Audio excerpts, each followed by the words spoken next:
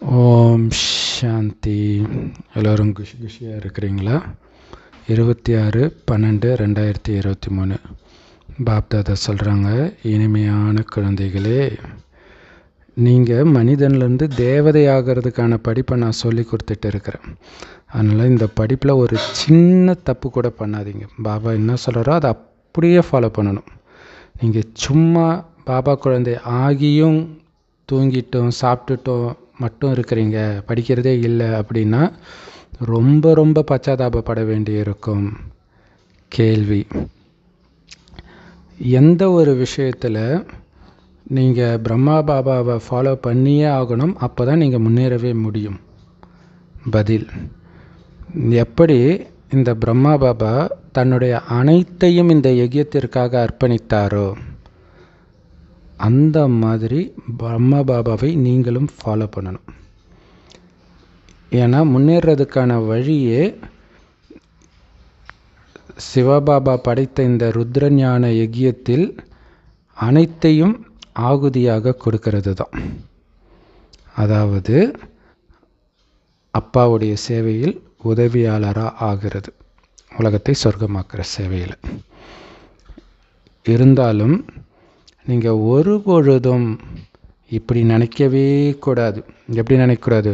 நான் இவ்வளவு உதவி செஞ்சேன், இவ்வளவு பண்ணேன் பாபாவுக்கு யஜ்யத்துக்கு அப்படிங்கிற எண்ணமே வரக்கூடாது. ஏன்னா வள்ளலுக்கே கொடுக்குற அளவுக்கு நீங்கள் வள்ளல. வள்ளல் ஒரு பாபா தான்.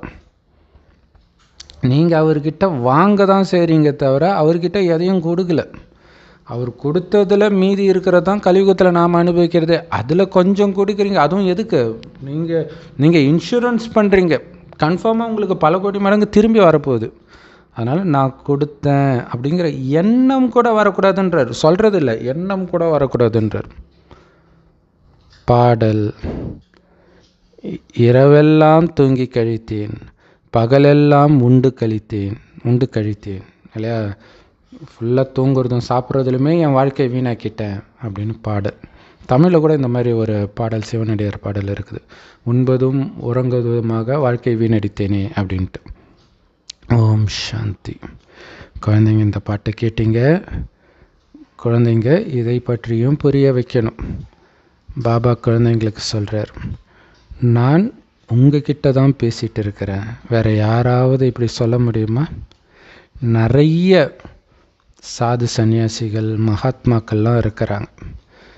ஸோ சிலர் சொல்கிறாங்க, இவருக்கு இந்த சக்தி இருக்குது, அந்த சக்தி இருக்குதுன்ட்டு. ஆனால் சிவபாபா அத்தனை பேருக்கும் தந்தை, எல்லாருக்கும் அவர் ஒருத்தர் தான் தந்தை. அவரே புரிய வைக்கிறார். நிறைய குழந்தைங்க முழு நாளும் சாப்பிட்றது, குடிக்கிறது, தூங்குறது, அதிலும் குறிப்பாக ரொம்ப தூங்குறாங்கன்ற. இதனால் என்ன அடைய முடியுமா அவங்களால? வைரத்துக்கு சமமான ஒரு பிறவியை அவங்க இழக்கிறாங்க. எவ்வளோ முக்கியமான விஷயம் இல்லையா? நாள் ஃபுல்லாக சாப்பிட்றதும் தூங்குறதுமாகவே இருந்தீங்கன்னா வைரத்துக்கு சமமான பிறவியை இழந்துடுவீங்கன்றார். ஏன்னா இது வைரத்துக்கு சமமான பிறவி, 5000 வருடத்துக்கு தேவையானதை சம்பாதிக்கிற பிறவி இது. மாயா உங்களை நிறைய தப்பு பண்ண வச்சுக்கிட்டே இருக்கிறா. உங்களை கும்பகர்ண உறக்கம் தூங்க வைக்கிறா. இப்போ தூங்கிட்டு இருக்கிறவங்களை எழுப்புறவர் வந்துட்டார், சிவபாபா வந்துட்டார். அதனால் இந்த அஞ்ஞான உறக்கத்திலிருந்து எழுந்துறீங்க. முழு உலகத்திலும் குறிப்பாக பாரதத்தில் அஞ்ஞானம்தான் இருக்குது, அறியாமை தான் இருக்குது. அதனால தான் பாபா சொல்கிறாரு, இப்போ நீங்கள் தப்பு பண்ணீங்கன்னா ரொம்ப ரொம்ப பச்சாதாபப்பட வேண்டி இருக்கும். அந்த நேரத்தில் நீங்கள் பச்சாதாபப்படுறதுனால, ஐயோ ஐயோன்னு அழுவுறதுனால எதுவும் நடக்காது. தண்டனையிலேருந்து காப்பாற்றப்பட மாட்டீங்க. இந்த படிப்பே மனிதன்லேருந்து உங்களை தேவதையாக்கிறதுக்கானது. வேறு யாராவது இப்படி சொல்ல முடியுமா, நான் உங்களை தேவதையாக்கிறதுக்கான ஞானத்தை கொடுக்குறேன்ட்டு? அதனால் அவங்க சொல்கிற ஞானத்தை தான் நாமளும் சொல்கிறோன்னு அர்த்தம் கிடையாது. இது புத்தம் புது படிப்பு இல்லையா? எந்த சன்னியாசிகள்கிட்டையும் வேதத்துலேயும் இந்த படிப்பு இருக்காது. ஆதி சனாதன தேவி தேவதா தர்மம் இப்போ ஸ்தாபனை செய்யப்படுது. நிறைய மனிதர்களை தேவதேவிகள் அப்படின்னு சொல்கிறோம். அதிலும் குறிப்பாக பெண்களை தேவிகள்னும் ஆண்களை தேவதைகள்னும் சொல்கிறாங்க, தேவதா அப்படின்ட்டு. ஆனால் உண்மையிலே சத்தியுகத்தில் தேவதை பதவி அடையிறதுக்கு நாம் இப்போ முயற்சி பண்ணிட்டு இருக்கிறோம். ஸோ அப்போ கண்டிப்பாக யார் சொர்க்கத்தை ஸ்தாபனை பண்ணுறாரோ அவரு தான் நம்மளை சொர்க்கத்தின் பதவி அடையிறதுக்கு உதவியும் செய்வார், இந்த ஞானத்தை கொடுப்பார். ஸோ இங்கே இருக்கிற விஷயங்கள் வேறு எந்த சத் சங்கத்தில் இருக்கக்கூடிய விஷயத்திலிருந்து முற்றிலும் வித்தியாசப்பட்டது. அதனால் கடவுள் எல்லா இடத்துலையும் இருக்கிறார் அப்படின்னு சொல்கிறவங்க கிட்ட, அவர் நிறைய அவதாரம் எடுப்பார் அப்படின்னு சொல்கிறவங்க கிட்ட சொல்லுங்கள், ஒருவேளை கடவுள் எங்கும் நிறைந்தவராக இருந்தால் பிறகு அவருடைய பல அவதாரங்களை பற்றி பேசுகிறவங்களே கடவுளுடைய அவதாரம் ஆயிடுமே. அப்போ எதுக்கு இவங்க அவதாரத்தை பற்றி பேசணும்? எல்லாருமே கடவுளுடைய அவதாரம் ஆகிடுவாங்களே. அப்போ எதுக்கு 10 அவதாரம் தான் 27 அவதாரம் தான் சொல்கிறீங்க? அடுத்தது கேளுங்க. சரி, ஓகே, நீங்கள் எல்லாம் தெரிஞ்ச மாதிரி சொல்கிறீங்க, கடவுளே எங்கே இருக்கிற எல்லா இடத்துலையும் இருக்கிறாருன்னு அந்த ரகசியமே தெரிஞ்சிட்டிங்களா? சரி, இந்த உலகத்துடைய ஆரம்பத்திலிருந்து கடைசி வரைக்கும் என்ன நடந்துச்சுன்னு சொல்லுங்கள் பார்ப்போம். அப்படி கேளுங்க. அவங்களால எதுவும் சொல்ல முடியாது. ஸோ பலவிதமானவர்கள் இருக்கிறாங்க. அதே மாதிரி இந்த பிளாக் மேஜிக் சக்தி கொண்டவர்கள், மாந்திரிக சக்தி கொண்டவர்களும் இருக்கிறாங்க. புது ஆத்மா வரும்பொழுது அதோடைய சக்தியை காட்டுது இல்லை? புது ஆத்மா வரும்போது தான் இந்த அற்புதம்லாம் நடக்கிறது. இயேசு மூலமாக நடந்த அற்புதம், வள்ளலார் மூலமாக நடந்த அற்புதம். ஏன்னா உள்ள புது ஆத்மா வருது. எதுக்கு வருது? தன்னுடைய தர்மத்தை ஸ்தாபனை பண்ண வருது. அதனால் அந்த ஆத்மாவுடைய பேர் பிரபலமாகுது. ஆனால் இங்கே அந்த மாதிரி சக்திக்கான விஷயமெல்லாம் கிடையாது. அதுக்காக பாபா வரல, மேஜிக் பண்ண பாபா வரல. சிவபாபா சொர்க்கத்தின் ஆஸ்தியை உங்ககிட்டேருந்து அடையிறதுக்காக நான் வந்திருக்கிறேன் அப்படின்னு சொல்கிறீங்க. இது உங்களுடைய ஈஸ்வரிய பிறப்புரிமை, கடவுளுடைய குழந்தைங்க நீங்கள். எந்த சாது சந்நியாசியும் நான் பாப்தாதாவுடைய குழந்தை அப்படின்னு ஒருபொழுதும் சொல்ல மாட்டாங்க இல்லையா? நாம் தான் சொல்கிறோம் பாப்தாதாவுடைய குழந்தைன்ட்டு. ஏன்னா அவர்கிட்டருந்து சொர்க்கத்தின் ஆஸ்தியை நாம் அடைஞ்சிட்டு இருக்கிறோன்னு நாம் தெரிஞ்சுக்கிறோம். பாபா சொல்கிறாரு, முழு ஆஸ்தியை நீங்கள் அடைய விரும்புகிறீங்க அப்படின்னா ஒரு பாபாவுடைய நினைவில் இருக்கணும். பாபா உங்களுக்கு பாடத்தை சொல்லி கொடுக்குறார்.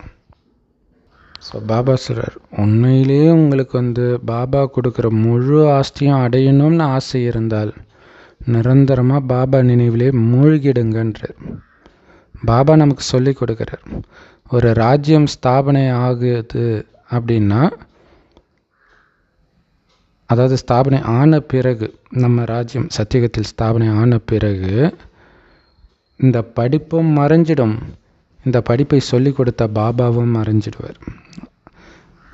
இந்த பிராமண குலம் இப்போ மட்டும்தான் இருக்கும், இந்த சங்கமயுகத்தில் மட்டும்தான் இருக்கும், அப்புறம் முழு கல்பத்திலும் இருக்காது. நாம் பிரம்மாவுடைய குழந்தைகள் அப்படின்னு நம்ம சொல்கிறோமே, அப்போ பிரம்மா எப்போ வந்தார்? நம்ம இருக்கும்பொழுது தானே அவர் வந்திருப்பார், இந்த சங்கமயுகத்தில் தானே வந்திருப்பார். ஸோ பிரஜாபிதா பிரம்மாவினால் படைக்கப்பட்ட இந்த பிராமணர்கள் தான் பிறகு தேவதைகள் ஆகிறாங்க. அங்கே தேவதையான பிறகு பிராமணர்கள் இருக்க மாட்டாங்க, ஏன்னா இவங்க தான் அங்கே பிராமணர் ஆகிறாங்க. நம்ம தேவதா குலத்தை சார்ந்தவர்களாக மாறிடுறோம், அங்கே போயிடுறோம். பிறகு துவாபர யுகத்தில் இந்த நரகத்தில் வாழக்கூடிய பிராமணர்கள் வராங்க. எதுக்காக? ரிஷி முனிவர்கள் ஆரம்பித்த மத சடங்குகளை செய்வதற்காக அந்த பிராமண ஜாதி உருவாகுது. துவாபர யுகத்தில் எப்போ சிவனுக்கு கோயில் கட்டுறாங்களோ, பூஜை பண்ண ஸ்டார்ட் பண்ணுறாங்களோ, அப்போ பூஜைக்கு தகுந்த தேவதைகளே பூஜாரியாக மாறிடுவாங்க. அந்த நேரத்தில் தான் கோயில்களுக்கு பிராமண பூசாரிகள் தேவை.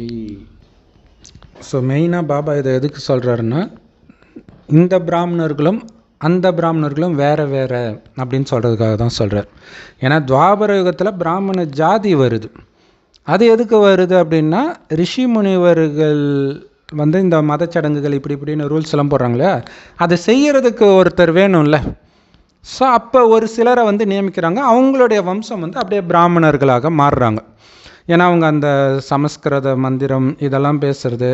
ஸோ அப்படி அதுலேயே இருக்கிறதுனால அவங்களுடைய பாஷையே பார்த்திங்கன்னா சமஸ்கிருதம் கலந்து தான் இருக்கும். தமிழ் பேசினாலும் சரி, எது பேசினாலுமே சரி. துவாபர யுகத்தில் எப்போ சிவனுக்கு கோயில் கட்டி பூஜை பண்ண ஆரம்பிக்கிறாங்களோ அப்போவே பூஜைக்கு தகுந்த தேவதைகள் எல்லாம் பூஜாரி ஆகிடுறாங்க. நம்ம பூஜாரி ஆகிடுறோம். ஆனால்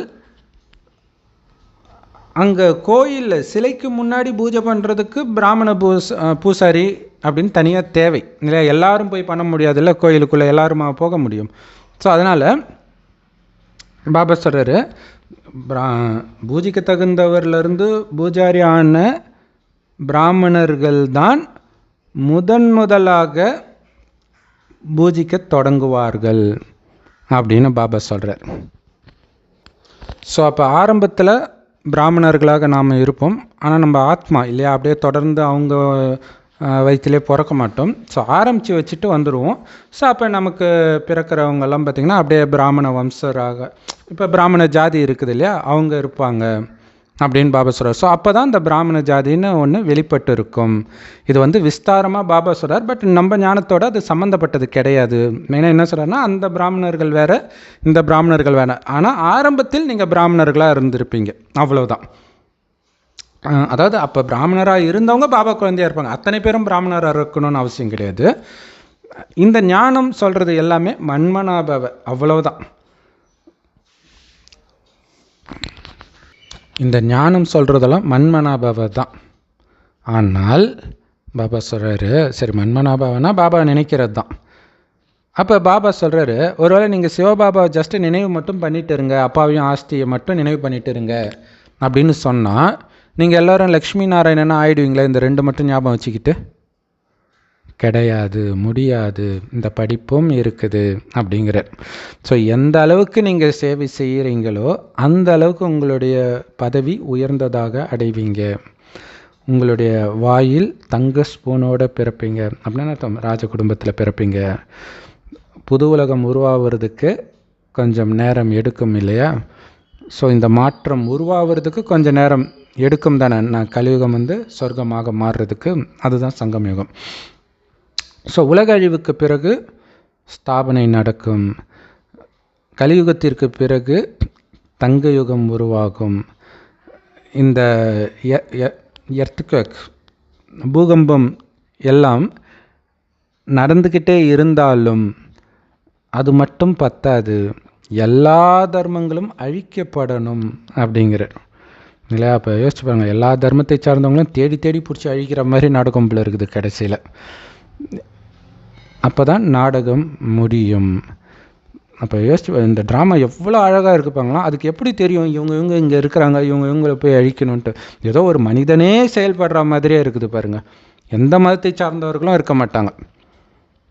அப்போ தான் நாடகம் முடியும். நாம் பாபா கிட்ட போயிடுவோம். பிறகு புது உலகத்துக்கு வந்துடுவோம். இப்போ நாம் இந்த ருத்ரஞான யஜ்யத்தின் பிராமணர்களாக இருக்கிறோம். சிவபாபா இந்த ருத்ரஞான யஜ்யத்தை 5000 வருஷத்துக்கு முன்னாடி எப்படி படைத்தாரோ அதே மாதிரி படைச்சிருக்கிறார். இதுதான் எல்லா யாகங்களும் மிகப்பெரிய யாகம். பக்தி மார்க்கத்திலே சொல்லுவாங்க, ருத்ர யாகம் தான் இருக்கிறதுல பெரிய யாகம் அப்படின்ட்டு. ஆனால் இதுதான் உண்மையான ருத்ரஞான யாகம். இதை பார்த்துக்கிறதுக்கு, பாலனை செய்வதற்கு உண்மையான பிராமணர்களாகிய நீங்கள் தான் தேவைப்படுறீங்க. அந்த பிராமணர்கள் ஸ்தூலமான யாகத்தை மட்டும்தான் உருவாக்க முடியும். பாருங்கள், ஏதாவது இயற்கை சீற்றம்லாம் நடந்தால் அவங்க உடனே யாகம் வளர்க்க ஆரம்பிச்சிடுறாங்க. கடுமையாக மழை பெஞ்சால் அதை நிற்கிறதுக்கு யாகம் பண்ணுவாங்க, அந்த மாதிரிலாம் பண்ணுவாங்க. தங்க யுகத்தில் குருமார்களுடைய அவசியமே கிடையாது. எப்போ சத்கதிக்கான தேவை ஏற்படுதோ அப்போ தான் குருமார்கள் தேவை எப்போ சத்கதி தேவை, எப்போ துர்கதியில் இருக்கிறாங்களோ அப்போ தான் சத்கதி தேவை, துர்கதியிலேருந்து காப்பாற்றுறதுக்கு. ஸோ அப்போ துர்கதியில் நரகத்தில் தான் குருமார்கள் இருக்கிறாங்க. பாருங்கள் எத்தனை குருமார்கள் இருக்கிறாங்க. இப்போ பாரதத்துடைய நிலை ஏன் இந்த அளவுக்கு மோசமாயிடுச்சு? நிறைய வேத சாஸ்திரங்கள் இருக்குது தானே, அப்பயும் ஏன் பாரதம் கீழான நிலையை அடைஞ்சுது இல்லையா? வேதத்தினாலேயோ குருமார்கள்னாலேயோ பாரதம் ஏற்றம் பெறுவது உண்மையாக இருந்தால் கீழ்நிலையை அடைஞ்சிருக்காதே. அதனால் நீங்கள் எழுதுங்க. எல்லா மனிதர்களும் கும்பகர்ண உறக்கம் உறங்கிட்டு இருக்கிறாங்க 5000 வருஷத்துக்கு முன்னாடி மாதிரியே. எல்லோரும் தூங்க போயிட்டாங்க. ஆனால் இது 24 மணி நேரம் இரவில் தூங்குகிற தூக்கம் கிடையாது, அஞ்ஞான உறக்கத்தில் தூங்க போயிட்டாங்க. அவர்களை எழுப்புறதுக்கு எந்த குருவும் கிடையாது, காரணம் அவங்களே தூங்கிட்டு தான் இருக்கிறாங்க. அப்போ யார் வெளிச்சத்தை எடுத்துகிட்டு வர்றது, யார் எழுப்புறது? குழந்தைங்களுக்கு தான் இது புரிய வைக்கப்படுது. பரமபிதா பரமாத்மா இல்லாமல் ஒளி கிடையாது, நானே உலகத்திற்கு ஒளியாக இருக்கிறேன் அப்படின்னு பைபிளில் கூட இருக்கும் இல்லையா? பரமாத்மா தான் ஞான ஒளியாக இருக்கிறார், ஞான சூரியனாக இருக்கிறார். இப்போ எவ்வளவு குருமார்கள் இருக்கிறாங்க, அப்போ ஏன் இவ்வளவு இருட்டாகவும் இவ்வளவு துக்கம் நிரம்பியதாகவும் உலகம் இருக்குது? ஆனால் சத்தியுகத்தில் பாருங்கள் அளவற்ற சந்தோஷம் இருக்கும். ஆனால் இப்போ கடவுளுடைய ஸ்ரீமத்தை நீங்கள் எப்போ அடையிறீங்களோ அப்போ தான் சந்தோஷமே கிடைக்கும். ராவணன் தான் பாரதத்தை அழுக்காகவும் துக்கம் நிரம்பியதாகவும் மாற்றினான். பாபா சொல்கிறாரு, இவ்வளவு துக்கத்துக்கு உங்களை தள்ளிய மிகப்பெரிய எதிரியாகிய அந்த காமத்தை வெற்றி கொள்ளுங்கள், தூய்மையாக இருப்பேன்னு சத்தியம் பண்ணுங்க. அப்போ தான் நீங்கள் புது உலகத்தின் எஜமானராக முடியும். எந்த குருமாராவது உங்களை தூய்மையாக இருக்க சொல்லியிருக்கிறாங்களா? ஒருபொழுதும் சொன்னது கிடையாது.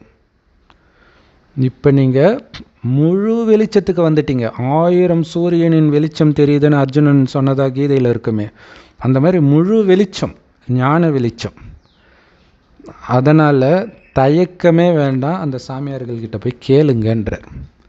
ஏன்னா ஞானம் இருக்குது நிறைய. இப்போ இந்த வைகுண்ட ஏகாதசி வீடியோ போடுறதுக்காக பார்க்கும்போது பார்த்தா எல்லாமே தப்பாக தான் சொல்கிறாங்க. அதாவது ஒரு கதையை சொல்லி அந்த கதைக்கான விளக்கம் தப்பாக சொல்கிறாங்க. ஸோ அந்த கதைக்கான விளக்கம் நமக்கு தெரியுது, ஞானம் தெரியுறதுனால. நீங்கள் போய் சொல்லுங்கள், அவ்வளவு ஆனந்தமாக இருந்த பாரதம் இன்னைக்கு ஏன் இவ்வளோ துக்கமாக இருக்குதுன்னு சொல்லுங்கள். எப்பவும் இல்லாத அளவுக்கு குருமார்கள் இப்போ தானே பாரதத்தில் அதிகம், கலியுகத்தில் தானே அதிகம், ஏன் கலியுகத்தில் அதிக துக்கம் இருக்குதுன்னு கேளுங்க.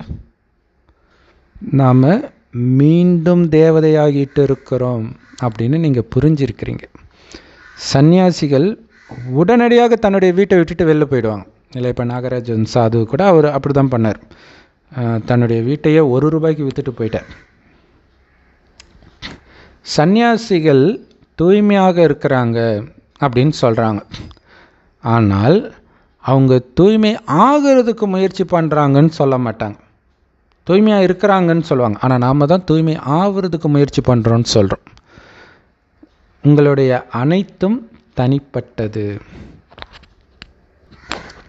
எல்லா சன்னியாசிகளும் தூய்மையாக இருக்கிறாங்கன்னு நினைக்காதீங்க.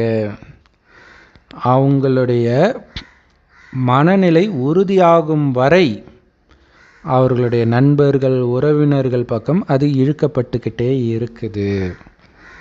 அப்படின்னா என்ன அர்த்தம்? அவங்க பொய் சொல்கிறாங்கன்றார் இல்லையா? சன்னியாசிகள் அவ்வளோதான். அதனால தான் இப்போ நம்ம ஜென்ரல் வீடியோ கூட அது போட்டிருக்கிறோம், அது அவசியம் பாருங்கள். நாகராஜன் சாது அவர்கள் சொல்லியிருக்காரு, நான் சன்னியாசி ஆகியும் இப்போ சமீபமாக காதலில் விழுந்துட்டேன் அப்படின்னு அவர் சொல்கிறார். எப்படி ஆனனே எனக்கே தெரியல அப்படின்னா என்ன அர்த்தம்? ஆனால் மக்கள் எல்லாம் உடனே திட்ட ஆரம்பிச்சிட்டாங்க. ஏன்னா அவங்க என்ன எதிர்பார்க்குறாங்க, சன்னியாசினா டக்குன்னு அவ்வளோதான் உறுதி வந்துடுச்சு, வைராக்கியம் வந்துடுச்சு. அவங்களுடைய உண்மை நிலை என்னன்றதை நாகராஜன் சாது அவர்கள் ஓப்பனாக சொல்லிட்டார், மனசில் என்ன நடக்குதுன்றதை. ஸோ அதை தான் சொல்கிறார், அவங்க மனம் உறுதி அடைகிற வரை அவங்களுடைய புத்தி, அதனால தான் அவங்க யார் கண்ணிலையும் படாமல் வெளியில் போய் உட்காந்துட்ருப்பாங்க. அப்போ பார்த்தீங்கன்னா இமயமலை அந்த மாதிரி இடத்துல போய் இருந்து 3 வருஷம் 4 வருஷம் ஆன பிறகு கொஞ்சம் கொஞ்சமாக மறக்கிறாங்க. ஆனால் இப்போ இவங்கெல்லாம் வந்து அந்த மாதிரி இடத்துல போய் இருக்கிறவங்களும் இருக்கிறாங்க, பட் ரொம்ப ரேர். மற்றபடி மனித நடமாட்டம் உள்ள இடத்துல தான் இருக்கிறாங்க பெரும்பான்மையானவர்கள், அப்போ தான் சாப்பாடு கிடைக்கும்ட்டு. ஸோ அப்போ வந்து அவங்க ஓம் நம சிவாய இந்த மாதிரி ஏதாவது ஒரு மந்திரம் சொல்கிறது, அடுத்தது குருமார்களுக்கு சேவை செய்கிறது. அப்போ அவங்களுடைய புத்தி வந்து அது ஒரு குடும்பமாக மாறும்போது அவங்க பழைய விஷயத்த கொஞ்சம் கொஞ்சம் கொஞ்சமாக மறக்கிறாங்க.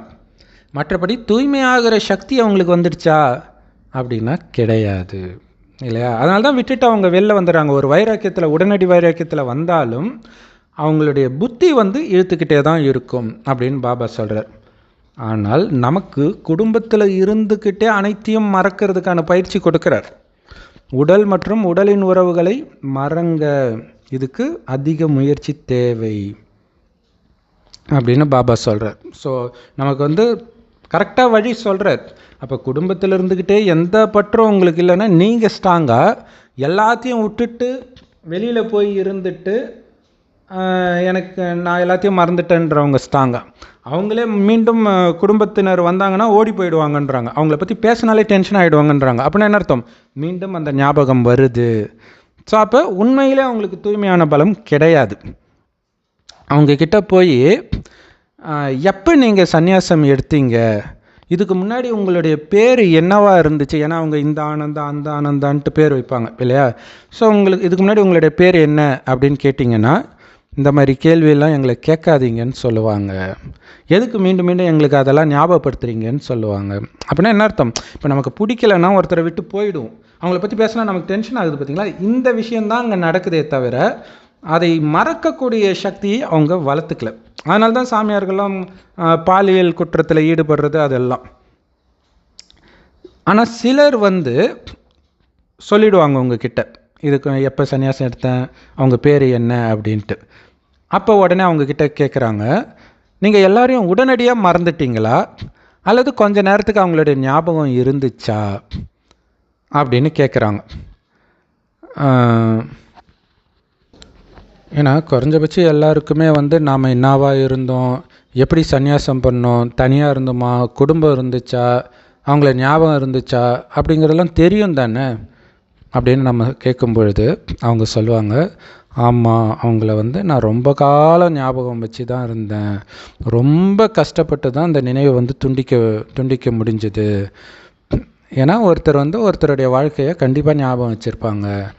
நாம் வந்து சிவபாபாவை நினைவு பண்ணிட்டு இருந்தால் கூட நாம் ஒன்றும் நம்மளுடைய கடந்த கால வாழ்க்கையை மறக்கவும் இல்லை, நாம் படித்த வேதங்களை மறக்கிறதும் கிடையாது.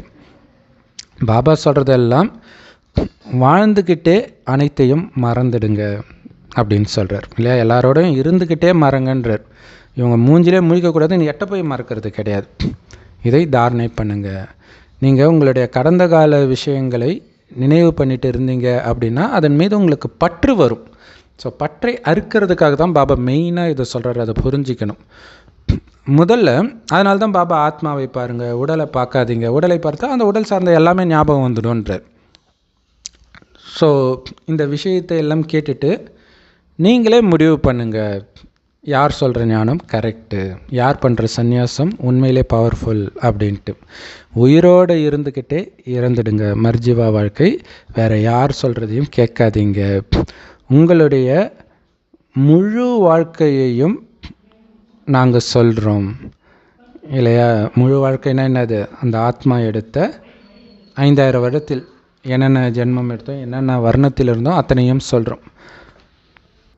ஆமாம், இந்த உலகம் அழிய போகுது, முடிய போகுதுன்னு எங்களுக்கு தெரியும். போக போக சென்டர்களுடைய எண்ணிக்கை அதிகமாகிட்டே இருக்கும். யார் வந்து மம்மா பாபான்னு சொல்கிறாங்களோ அவங்க பிராமணர்கள் ஆகிடுறாங்க.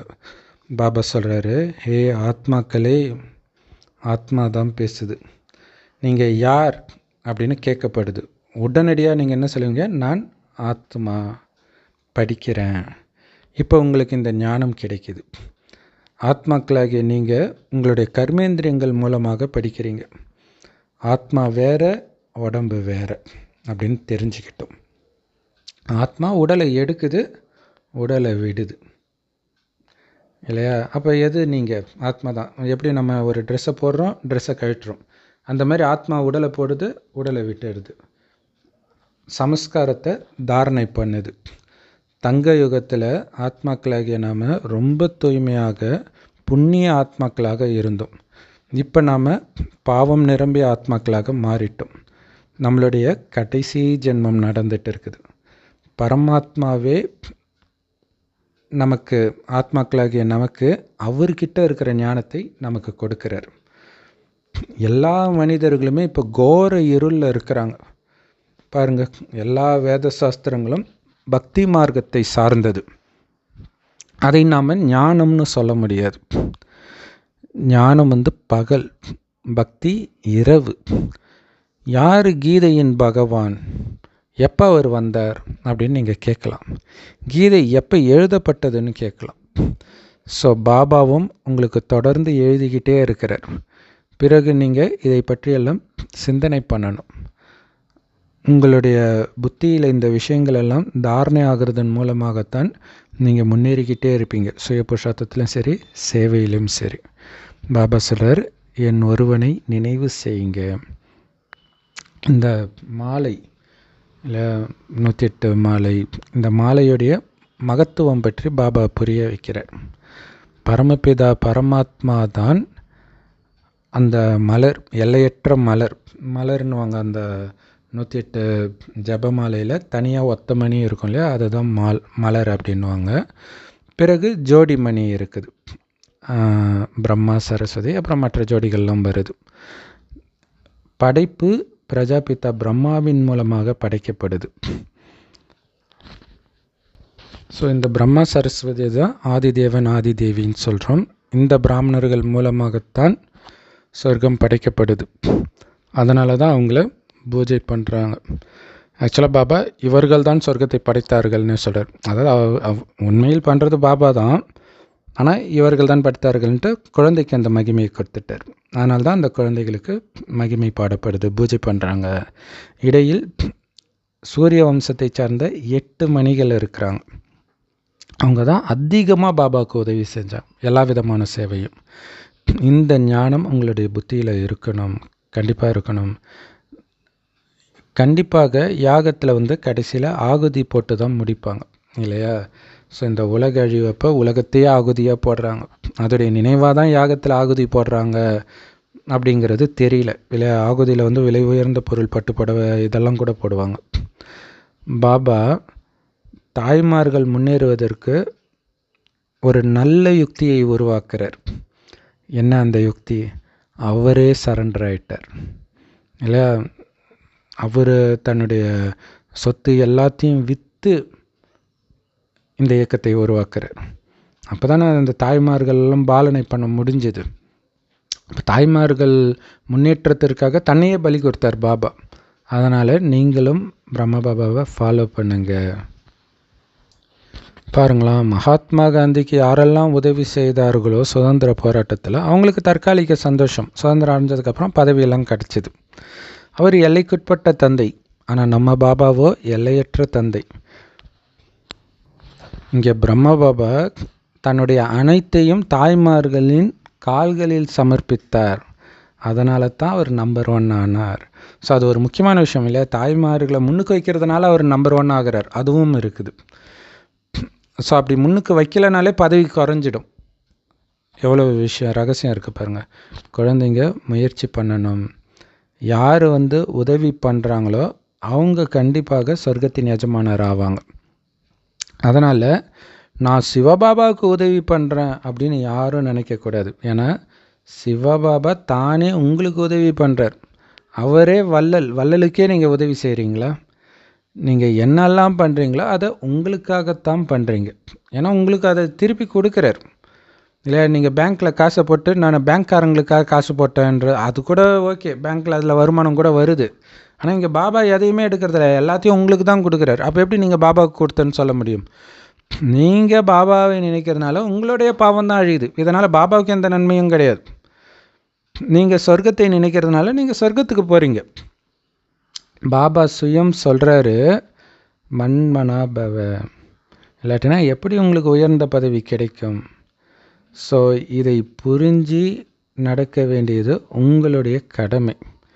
அதனால் நான் இந்த விஷயத்தை பாபாவுக்கு கொடுக்குறேன்ற எண்ணமே உங்களுக்கு வரக்கூடாது. இது சிவபாபாவுடைய ருத்ரஞான யஜ்யம். அது தொடர்ந்து நடந்துக்கிட்டே இருக்குது, தொடர்ந்து நடந்துக்கிட்டே இருக்கும் உலகழிவு வரைக்கும். ஸோ உண்மையான பிராமணர்களுடைய உள்ளத்தில்தான் பாபாவுடைய உதவியோடு எங்களுடைய ராஜ்யத்தை நாங்கள் ஸ்தாபனை செய்கிறோம். பாரதத்தில் மட்டும் இல்லை, ஒட்டுமொத்த உலகத்திலும் எங்களுடைய ராஜ்யத்தை ஸ்தாபனை செய்கிறோன்றது அவங்க புத்தியில் தான் இருக்கும், உண்மையான பிராமணர்கள் புத்தியில். ஸோ அப்போ தான் அவங்களுக்கு அந்த சந்தோஷம் இருக்கும், சொர்க்கத்தை உருவாக்கிட்டு இருக்கிறேன் அப்படிங்கிற சந்தோஷம் இல்லையா. பாரதத்தை மீண்டும் தூய்மையாக்கி சொர்க்கமாக்கி நாங்களும் தூய்மையாகி அங்கே போய் ஆட்சி செய்வோம். அந்த போதை இருக்கணும், தொடர்ந்து அது இருந்துக்கிட்டே இருக்கணும். எங்கள் ராஜ்யம் உருவாகிட்டு இருக்குதுன்ட்டு சிவபாபாவுடைய கட்டளைகளை பின்பற்றுவதன் மூலமாக தான் பாரதம் சொர்க்கமாக மாறுது. அதனால் சிவபாபா எங்களுக்கு சொல்லி கொடுத்துட்டு இருக்கிறார், சிவபாபாவுடைய மாணவன் நான் அப்படிங்கிறது சதா உங்கள் மனம் அசை போட்டுக்கிட்டே இருக்கணும். அப்போ தான் அந்த ஆன்மீக போதை ஏறிக்கிட்டே இருக்கும். பாபா சொல்கிறாரு, நீங்கள் எப்போ பிராமணர்களாக மாறுறீங்களோ அப்போ தான் நீங்கள் தெய்வீக குடும்பத்திலே வர முடியும், சொர்க்கத்தில் தேவதை குடும்பத்தில். நீங்கள் விகாரத்தில் விழுவதன் மூலமாக உங்களுக்குள்ளே இருந்த சத்தியம் அனைத்தும் முற்றிலுமாக அழிக்கப்படுது அப்படி சொல்கிறார் பாருங்க. அதனால் என்ன பண்ணுறீங்க தெரியுமா, உங்களுக்கு நீங்கள் ஆசீர்வாதம் கொடுக்கறதுக்கு பதிலாக உங்களுக்கு நீங்கள் சாபம் கொடுத்துக்கிறீங்க. இதை தான் பாபா பஸ்மாசுரன் உதாரணம் சொல்லுவார் இல்லையா. அவன் தலையில் அவனே கை வச்சு சாம்பல் ஆயிட்டான். அந்த மாதிரி உங்களை நீங்களே எரிச்சிக்கிறீங்கன்றார் விகாரத்தில் விழுறதன் மூலமாக.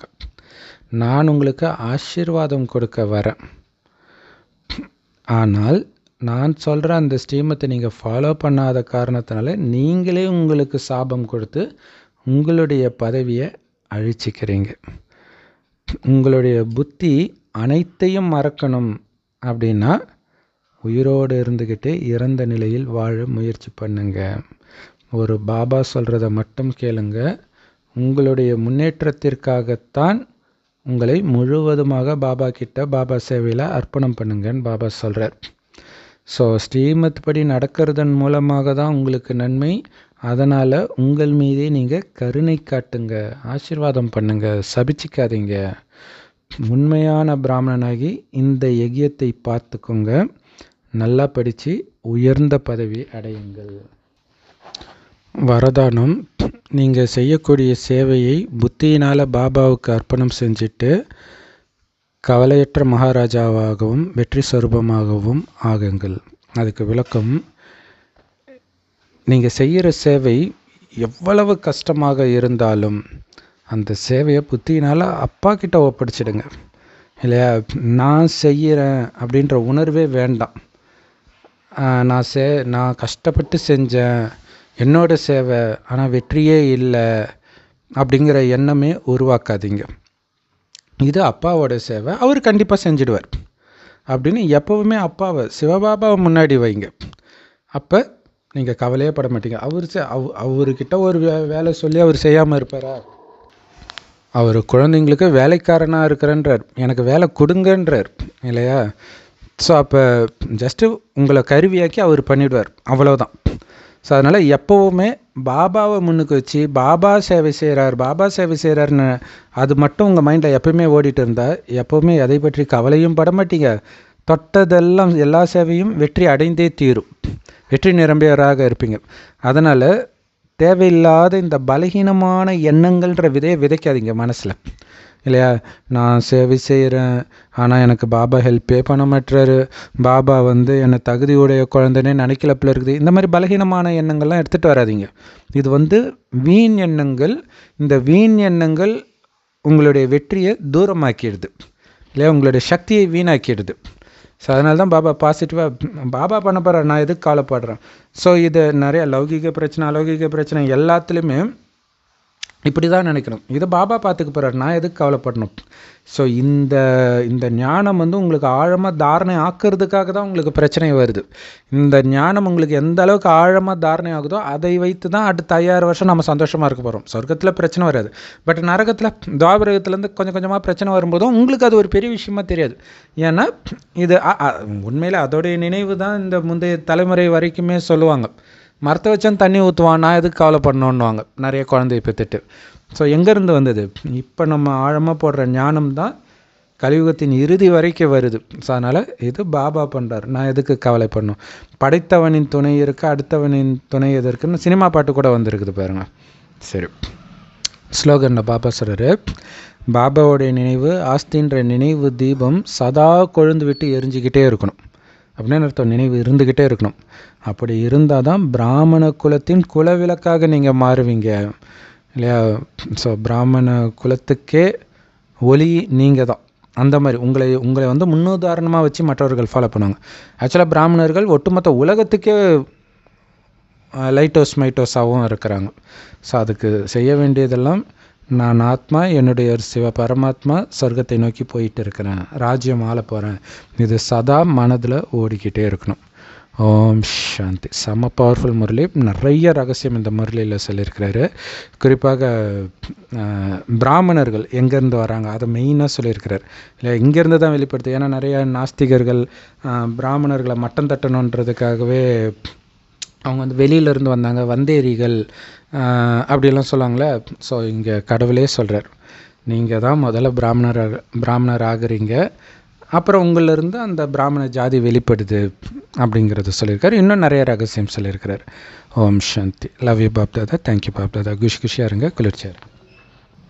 இன்னொரு முக்கியமான விஷயம் என்னென்னா, அந்த யூதர்கள் தான் பிராமணர்கள்னுவாங்க. யூதர்கள் இங்கே வர்றதுக்கு முன்னாடி இங்கே பக்தியெல்லாம் தொடங்கியாச்சு இல்லையா? அது வேறு இடத்துல அந்த மதம் உருவாகுது. ஓம் சாந்தி.